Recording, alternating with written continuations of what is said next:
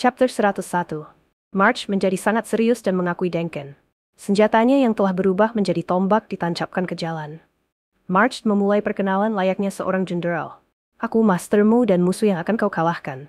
Kalau kau mau akan aku penuhi peranku sebagai lawanmu. Aku March dari Eldorado, prajurit Raja Iblis, dan satu dari 7 Sake of Destruction. Aku datang.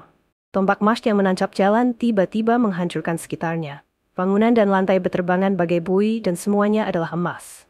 Beberapa pusaran terbentuk mengelilinginya, lalu pusaran emas itu mengikuti March yang melompat ke arah Denken.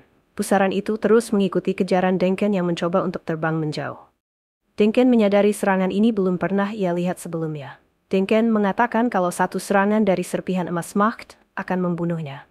Denken mencoba menyerang Macht dari atas, namun pusaran emas itu melindunginya sekaligus menyerang Denken. Denken menghindar dan menggunakan sihir pertahanan, namun ia sempat terserempet dan itu cukup untuk menghancurkan sihir pertahanan miliknya. Walau hanya terserempet, Denken terluka parah dan terjatuh ke tanah. Ia melihat ke arah Masht dan mengagumi iblis tersebut. Denken tak habis pikir apa yang telah dilakukan Masht dalam mengabdikan hidupnya sebagai penyihir. Denken mengagumi Macht dan mengatakan kalau yang dilihatnya adalah puncak dari sihir yang tidak mampu dicapai oleh orang lain. Denken mencabut serpihan emas dari bahunya dan mengatakan akan terus melawan selama ia masih hidup. Ia tidak bisa mengecewakan Frieren yang menyerahkan peran ini kepadanya. Macht lalu bersiap untuk menyerang kembali. Denken memutuskan untuk menggunakan deteksi sihirnya karena penglihatannya tidak cukup untuk membuatnya bereaksi terhadap sihir Math. Serangan yang sama dilancarkan Masht, kumpulan emas kembali mengarah ke Denken. Masht tersenyum dan berkata kalau Denken tak tahu kapan harus menyerah. Sementara itu, Frieren terlihat terbang. Solitar menyadari kalau Frieren menjaga jarak untuk mengulur waktu dan bertanya-tanya apa yang sebenarnya direncanakan Frieren. Frieren menyerang dengan Soltrak. Solitar berbeda dari Macht yang tidak mengetahui perkembangan sihir tersebut. Solitar tahu kalau semua yang diperlukan mengenai Soltrak. Ia bahkan tahu kekurangan dari Soltrak. Ia mengagumi keindahan Soltrak dan menyebutnya sebagai pusat sihir umat manusia yang telah merenggut banyak nyawa di peperangan wilayah selatan. Solitar menyebut kalau pencipta Soltrak, penatua Sage of Corruption, Qual pasti akan tersenyum di neraka setelah melihat keindahan dari Soltrak yang sekarang. Frieren terkejut karena Solitar tahu akan kematian Qual. Solitar kembali mengingatkan Frieren siapa dirinya, dan dia kembali mengaku kalau telah berbincang dengan banyak orang, dan bahkan mungkin dengan seseorang yang dikenalnya. Frieren merasa marah karena kesederhanaan Solitar, kemampuannya menggunakan dan memilih kata-kata yang terlampau hebat hingga mampu memperdaya manusia secara alami. Frieren bertanya-tanya berapa banyak yang telah dibunuh Solitar. Frieren kembali melancarkan Soltrak yang dihindari dengan mudah oleh Solitar. Solitar memberitahu Frieren tindakannya sia-sia. Ia mengatakan kalau struk sihir manusia memang sulit dipahami iblis, tapi mereka tidaklah bodoh. Pertarungan akan menciptakan analisis dan itu tidak butuh waktu lama. Solitar menganjurkan Frieren jika mau mengalahkannya dengan Soltrak agar melakukannya dengan cepat sebelum iblis beradaptasi.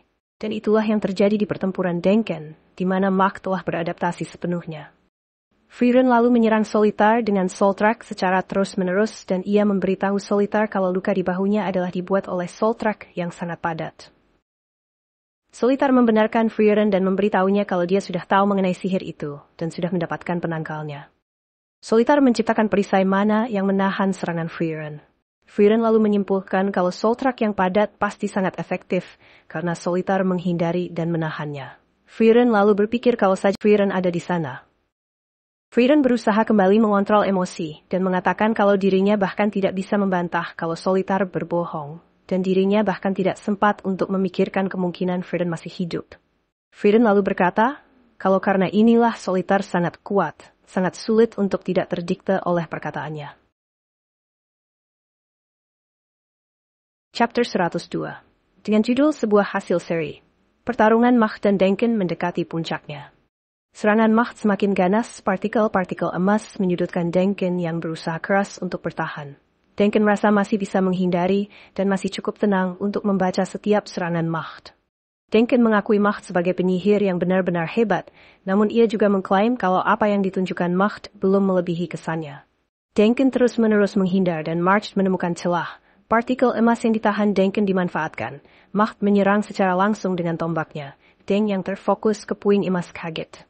Macht menyambar Denken, dan Denken yang mencoba menakan dengan tongkatnya tak mampu bertahan. Tombak itu patah saat diterjang Macht, dan alhasil serangan Macht mengenainya dengan telak.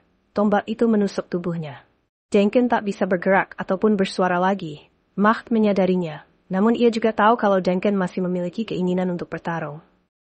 Macht akan memberikan serangan terakhir yang dipastikannya akan membunuh Denken.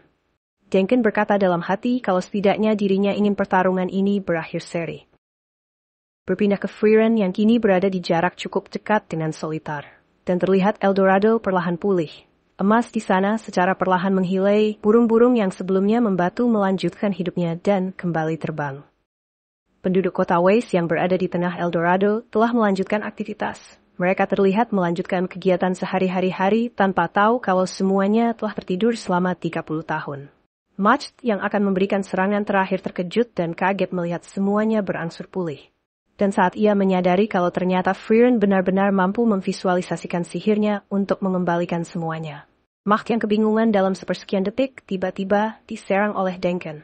Soltrak yang sangat padat dan kecepatan penuh, sihir yang belum pernah dilihatnya selama ini menembus tubuhnya. Macht tak percaya dirinya lengah. Macht heran mengapa sihir sekuat itu tak pernah dipakai Denken dalam pertempuran sebelumnya. Denken mengatakan kalau kartu Truft harus digunakan saat kau sudah memastikan kemenangan. Denken mengatakan kalau inilah yang diajarkan Macht dulu. Denken mengatakan ke gurunya kalau setidaknya pertarungannya sekarang seri. Denken terjatuh dan terbaring di tanah. Macht memegang dadanya yang telah berlubang. Frieren mendekati Solitar, mengarahkan tongkat padanya sembari mengatakan kalau dirinya telah menyelesaikan analisisnya. Solitar terkejut, Frieren melakukannya saat pertarungan berlangsung.